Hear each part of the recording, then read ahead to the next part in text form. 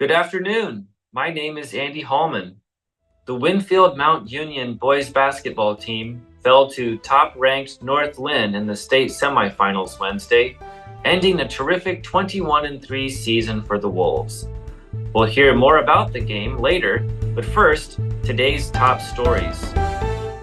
Washington County Ambulance Director Jeremy Peck was unceremoniously removed from the local government's payroll Tuesday morning in a unanimous vote with no discussion during the Washington County Board of Supervisors meeting. Peck was first placed on a 1-month unpaid leave in October of 2022 and ordered to undergo human resources training, but on November 1st of that year was instead placed on paid leave, pending investigation of an unspecified issue, which county officials remain unwilling to disclose. Since then, the county has continued to pay Peck's salary, a total of about $135,000, not including the employee benefits he received. Ambulance employees had complained that Peck created a toxic workplace environment rife with retaliation shortly before he was put on leave.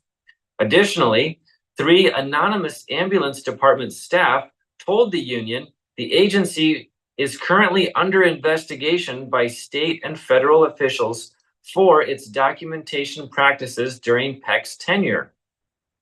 2 of those sources, along with a 4th anonymous ambulance employee, said Peck had instructed staff to alter official documents during his time as director.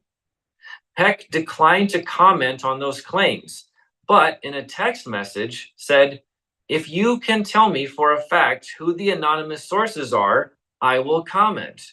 When the union declined to reveal the names, Peck repeated his desire to give a comment only after the names were revealed. Washington County Supervisor Chair Richard Young said the county would try to hire a new director as soon as possible, but that he expects the process to take several months. Lieutenant Governor Adam Gregg visited Brava Roof Tile in Washington last week, part of his 99-county tour. Gregg toured the facility's manufacturing floor, where the company churns out roughly 800,000 pounds of roofing tiles of all shapes and sizes per week, according to co-owner and head of manufacturing, Andrew Ahrens. While there, Gregg said the facility embodied considerable economic growth for the community and that it was inspiring to see Brava's path to top dog status in the roofing tile industry, starting from a business that initially struggled to survive. Gregg said his 99-county tour visits varied widely, touching on schools, businesses, industrial plants, town halls, and any number of other points of interest. When asked about the state's contentious reforms surrounding the area education agencies, the lieutenant governor said he understood complaints about the bill from rural school districts. Some schools, including Washington, have openly stated their fear that the legislation would empower big districts to choose more effective providers for AEA services, leaving smaller ones behind in a then underfunded special education network. Governor Kim Reynolds continues to back the legislation despite its scaling back since she first announced it as an administration priority earlier this year. About a dozen Henry County residents attended a wind farm tour offered by RWE Renewables to Decatur, Illinois, where they got to explore firsthand a topic that has been hotly debated in recent weeks. Traveling 3.5 hours to central Illinois, residents toured the wind farm, which an RWE wind development manager stated is similar to the operation they are considering in northern Henry County. The tour included the inside of the operation site, an up-close view of a turbine blade, an exploration of the inside of an active turbine, and a look at the power substation for the wind farm. Radford Run, the name of this Decatur wind farm, entered operations in 2017 with its 305.8 megawatt project that covers just over 28,000 acres. Now, this potential project in Henry County would consist of approximately 60 to 90 turbines generating 300 megawatts of power. The walls of the Henry County Courthouse currently display a wide range of student artwork from all grade levels in the Mount Pleasant Community School District. Different opinions and expressions take shape in the art displayed on all levels of the Henry County Courthouse, from three-dimensional creations on the first floor to self-portraits lining the stairs to surreal images and pop art-inspired images on the upper levels. The primary theme for the entirety of this art show consists of showcasing where students are in their journey with art. As seen through the displayed artwork and some explanations posted alongside them, not all Mount Pleasant students resonate with art in the same way, and their own experiences influence how they create and consume art. The Student Art Show, which opened last Sunday, March 3rd, will remain on display at the Henry County Courthouse until March 27th. Voters in the Fairfield Community School District approved an increase to the district's physical plant and equipment levy on Tuesday, March 5th. The PEPL passed with 66% approval, receiving 647 votes in favor compared to 326 votes against. The question before voters was whether to increase the voter-approved PEPL from 67 cents per $1,000 taxable valuation to $1.34 per $1,000, essentially doubling the PEPL. The increase will take effect in fiscal year 2026 and will last for 10 years before voters have a chance to renew it.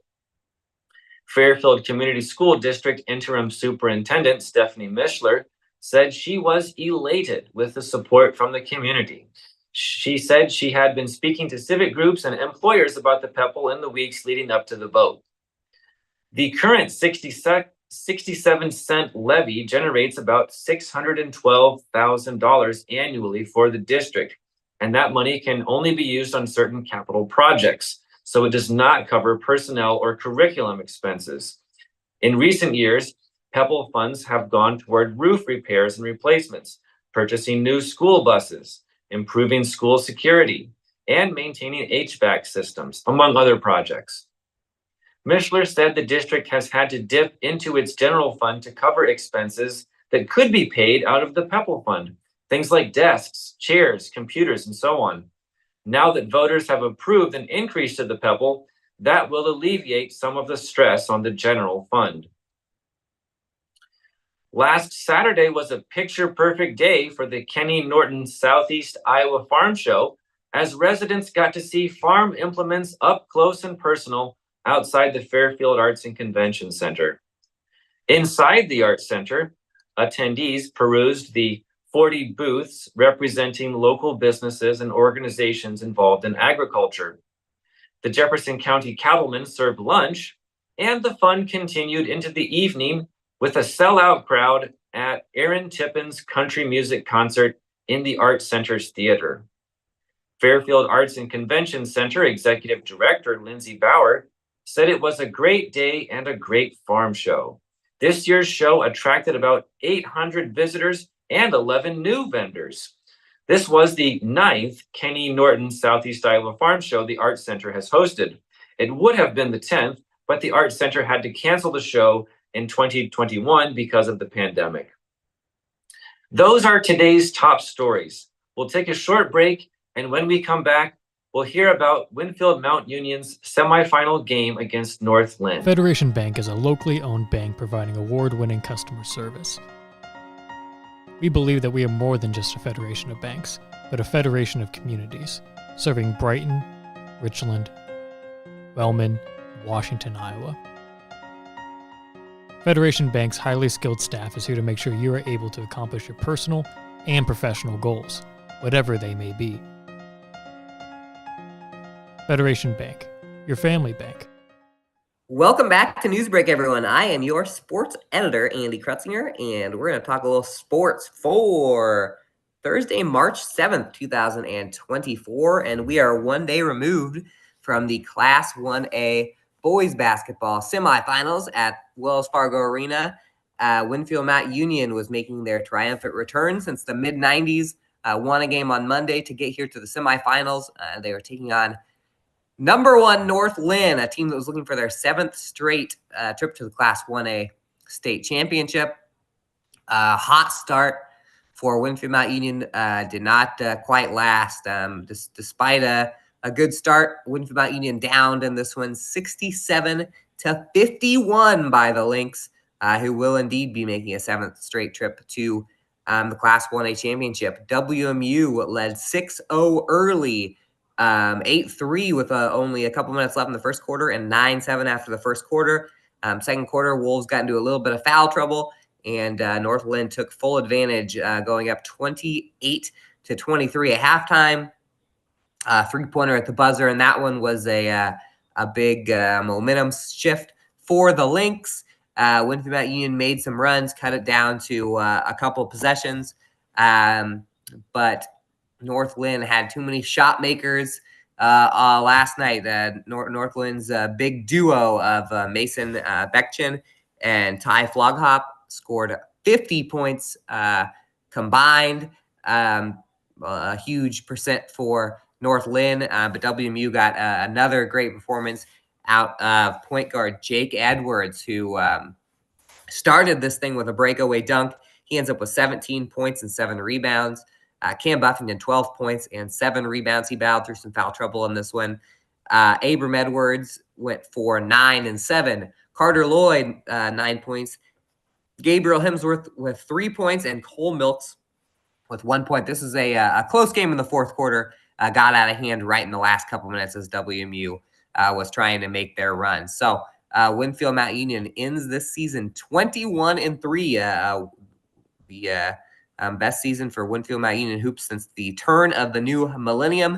And North Lynn moves on to the state championship on Friday at 1 o'clock. They'll play Marquette Catholic, who survived a half-court buzzer beater attempt by Lake Mills in the nightcap last night to win 59-57. So the number 1 seed and the number 2 seed will be playing in the state championship. In fact, there were no upsets seed-wise, at least not yet, in the Class 1A tournament.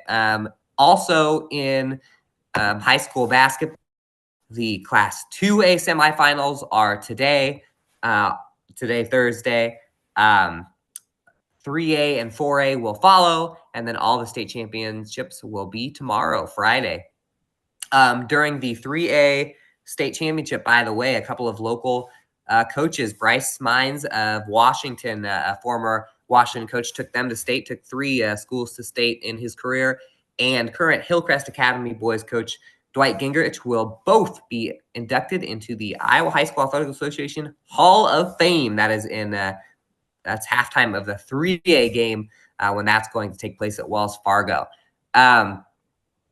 One more thing in girls basketball, the Iowa Sports Writers Association came out with the girls all-state teams, and the Union coverage area had one name on the list. Highland Sarah Burton is now a 2-time all-stater.